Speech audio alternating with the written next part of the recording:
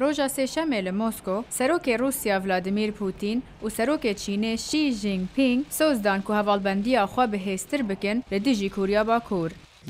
ما ارکر لدور بهزکرنا دست پشخریا ما یا هفبش لدور دیتنا چارەسەریە که بۆ پرسکریکین کوریە گۆبنگە هاوی برنامه یا گاف بگاف یا روسیا به بیروکین چینێ لدور راوستاندنا چالکیین ناوکی هەروەها جی راهینانین لشکری یین هفبش یین ئەمریکا و کوریا باشوور. کوریا باکوور ادعا دکه که موشکا بالستیک تنه ji bo ceribandinê bû. Ev mûşek ket di derya Japon da û şiyana rastîn ya van çekan hîn nezelale.